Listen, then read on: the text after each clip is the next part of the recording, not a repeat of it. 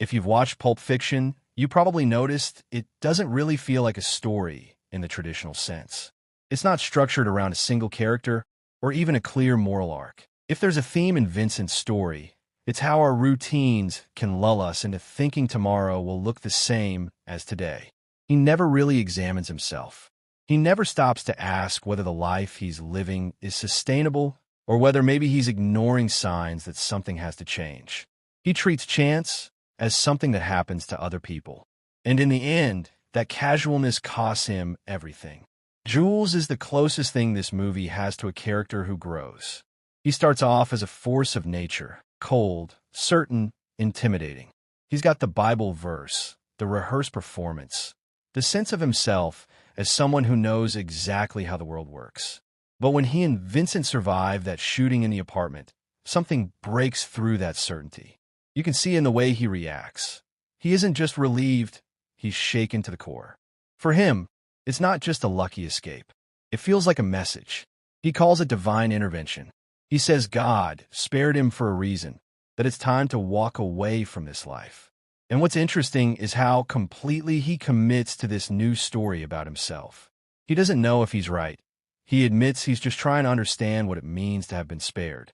But he's willing to bet everything on the possibility that this is his chance to change. When he faces Pumpkin and Honey Bunny in the diner, Jules is calm in a way that isn't just professional. It's philosophical. He's stopped trying to dominate the situation through fear. Instead, he's decided to be something else, someone who shows mercy, who refuses to keep playing the same role. There's a sincerity to that moment that feels rare in this film. For Jules, survival isn't random anymore. It's an opportunity to become a different person. And whether you believe in the idea of redemption or not, there's something powerful about watching someone decide to redefine their life because of something they can't explain. Butch's story is about cycles. Cycles of violence, cycles of pride, cycles of escape and consequence.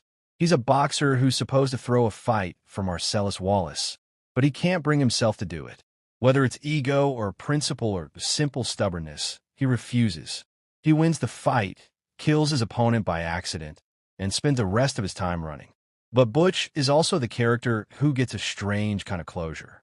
The pawn shop sequence is the most grotesque moment in the film, a sudden, almost surreal eruption of depravity, but also gives Butch an unexpected chance to break the cycle. He could leave Marcellus there, tied up and humiliated.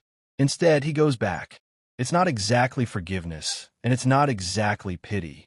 But in that moment, Butch seems to recognize that some lines shouldn't be crossed, no matter what grudges you're carrying. And by saving Marcellus, he earns the right to walk away with his life. Butch is probably the most traditional of the film's characters. He faces a dilemma, makes a choice, and emerges changed. But the randomness of how it all happens is what sticks with me. He doesn't plan any of it. He's just swept along by events, trying to keep some piece of himself intact. Mia's role in the story is smaller, but symbolically she's huge. She's the person everyone talks about, but nobody really knows. She has a public image, a gangster's wife, a failed actress, a symbol of danger and allure. But she's also bored, fragile, and searching for something that feels real. Her overdose is a moment where the surface completely cracks.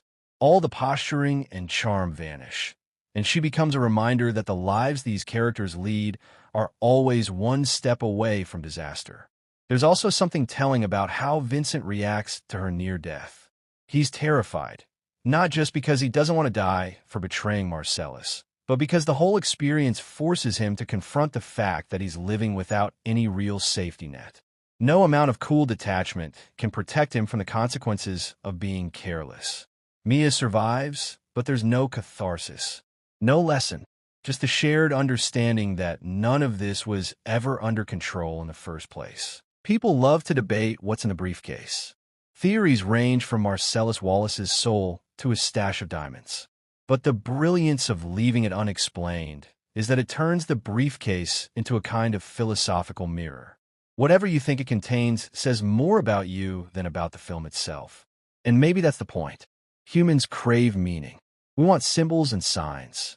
We want to believe there's an explanation behind every coincidence. But Pulp Fiction refuses to give us one definitive answer. Instead, it suggests that we're the ones who impose meaning on things, because the alternative is to accept that life is arbitrary. It's easy to think the shuffled timeline is just Tarantino showing off, but there's a deeper purpose to it. By presenting events out of order, he forces us to question cause and effect. We see Vincent alive in scenes set before he dies. We know what will happen to him, but he doesn't. This temporal dislocation makes every moment feel precarious. The future isn't fixed for these characters, but it is for us as viewers. We know their fate before they do, and that knowledge becomes its own kind of tension. It's a reminder that our stories don't always unfold neatly. We don't get to see the meaning of an experience while we're living it. Only when we look back and assemble the pieces do we realize what it all meant, or that it meant nothing at all. At its core, Pulp Fiction is about the absurdity of trying to control your destiny in a world that constantly slips out of your grasp. It's about how violence and banality can sit side by side. How people can spend their days plotting crimes and their evenings talking about fast food. How you can walk away from a life you hate or stay in it until it swallows you. Some characters change. Some don't. Some live. Some die. And none of it feels like it happens because they deserve it. It happens because that's how this universe works. For me, the most unsettling thing about Pulp Fiction is how familiar that feels.